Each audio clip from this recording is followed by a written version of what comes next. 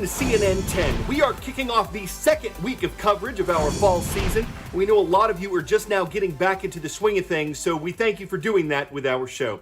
I'm Carl Azuz. Last week, America's Democrats had their time in the spotlight as their party convention was held Monday through Thursday.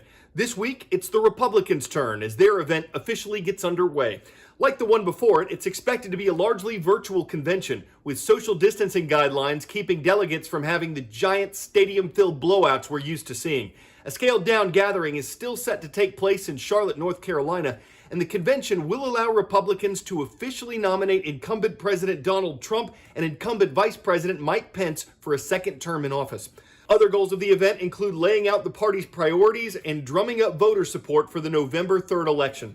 Experts say President Trump is hoping the Republican National Convention will have more live programming and audience response than last week's Democratic National Convention. By tradition, the party that holds the White House holds its convention second, but there's no tradition associated with a pandemic. Another example of how these are very unusual times we're living in. Hundreds of wildfires are raging in California. Here's a quick by-the-numbers look. CAL FIRE, the State Department of Forestry and Fire Protection, says there have been roughly 12,000 lightning strikes in California since August 15th. They've been blamed for starting most, if not all, of the 615 new wildfires that have flared up in the past week. More than 1,100,000 acres have burned, and firefighters are doing everything they can to contain these blazes. This doesn't necessarily mean putting them out. It means keeping them from spreading. That can be done by creating fire breaks, places where vegetation has been cleared out, for example, giving the blazes nothing to burn and nowhere further to go. All right, guys, I'm going to get you out of here, okay? Firefighters trapped on a ridgeline in California. The only way out is up. No, I got to get you out of here, dude. It's like right there. A helicopter crew braves gusting winds to scoop them away to safety. See how close it is, guys? A close call here, but it is a pitched battle across the state to put out more than 500 fires, many caused by lightning strikes. Officials say two of the blazes are among the biggest they've had in almost 90 years. More than 12,000 firefighters are battling the flames, many working 24-hour shifts. But so far, it is not enough manpower to hold back the fires, which have burned an area bigger than the size of Rhode Island. Neighbouring states are sending help, but state officials say they need more. We've also reached out across the border into Canada for resources and support. And many of you up here recall, I think it was 2017, some of the best wildfire firefighters in the world from Australia. We also have requests out for that talent as well. Officials say there are too many fires right now to save some homes, and nearly 120,000 people have been evacuated, though some people are taking it into their own hands to protect their property. When we got here, flames were all out in front and halfway down my driveway. My house is set way back, so we just started getting to work, and we put the fires out, and so far we've saved it, but you never know. In previous fire seasons, prisoner firefighters have been used to help contain the blazes, but authorities say there are fewer of those resources now because of early releases due to the coronavirus.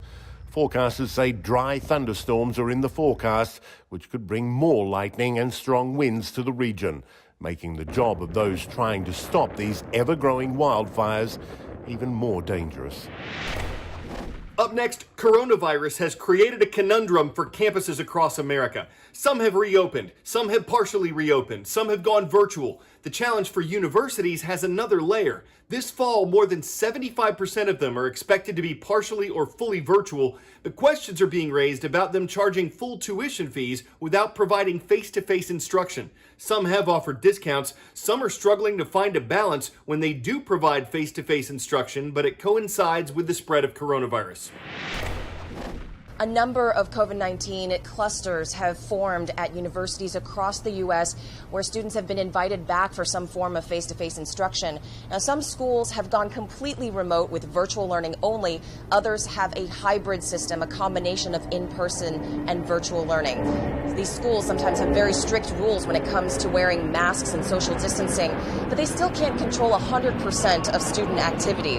For example, we've seen where students have thrown some off-campus parties, and in the case of Syracuse, at least 20 people have been suspended for throwing a party in their quad. Now, Florida Atlantic University begins their fall courses on Monday, and we spoke to one family who moved their son into those dorms. Here's what they told us about the virus concerns. I think it's everywhere. I don't think there's any hiding from it, and I think just trying to protect yourself, is the best that you can do.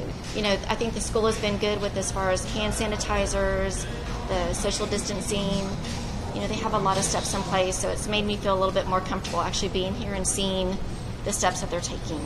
On that campus, some of their safety measures include not having any in-person classes when there are more than 50 students per class, and when there is face-to-face instruction, the number of students in the room is greatly reduced.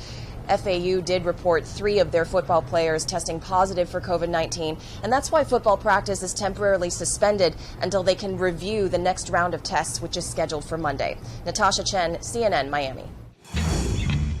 10-second trivia. What is the term for a space rock that enters Earth's atmosphere and hits the ground? Meteor, meteoroid, meteorite, or metroid? Meteoroids become meteors when they enter our atmosphere, and meteorites when they hit the ground. Just like meteoroids are relatively small rocks that are zipping around in space, asteroids are bigger ones, and 2 of those have been in the news recently. The first one passed very close by Earth on August 16th. It was about the size of a car, and scientists say it probably wouldn't have hurt anyone if it had entered our atmosphere. But NASA missed it. The agency didn't pick up on the asteroid until after it had whizzed by less than 2,000 miles away. And researchers say that makes it the closest asteroid ever known to pass by Earth and not hit it. NASA didn't miss another asteroid that's headed our way. This one's about 6.5 feet in diameter and should zip by on November 2nd. Scientists say the chance of this rock hitting Earth is about 0.4%. They don't expect it to have a major impact or to disrupt the U.S. election the next day. We get questions here all the time about comets, asteroids, and meteors, meteorites. What's the difference? Well, let's start in space and work our way all the way down to the surface. A comet is a snowball. It's a piece of ice. Now, the ice is mainly frozen gas, not water, but there could be dust and rocks and things inside the comet. Halley's Comet. Now, NASA knows of about 3,600 other comets than that one out there. Closer in the asteroid belt, these are rocks, not gas. They could be metal as well, but they are hard surfaces. And sometimes they come out of the asteroid belt, get closer to the surface of the Earth, or at least our atmosphere. If one or a piece of a smaller one, called a meteoroid, hits the surface of the atmosphere, it turns into a meteor. It gets bright because it hits our atmosphere and begins to burn up. If it doesn't make its way all the way down to the surface, it turns into a shooting star. Now, if it does make its way all the way down to the surface of the Earth and hits the ground and you can pick it up, that is a meteorite.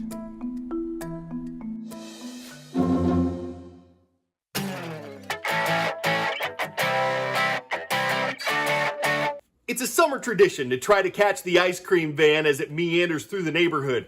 You ain't catching this one. It's electric. Boogie, woogie, woogie. And the British inventor who charged it up set a Guinness World Record for fastest electric ice cream van. How fast? Not as fast as a minivan. Its top speed was measured at about 74 miles per hour.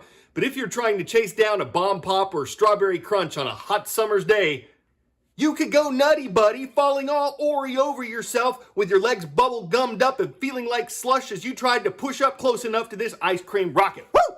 I'm Carl Azuz. There is one way to get a mention on our show, and Medina Public School in Medina, North Dakota knows it. You comment on the most recent show on our YouTube channel. CNN10 is back tomorrow.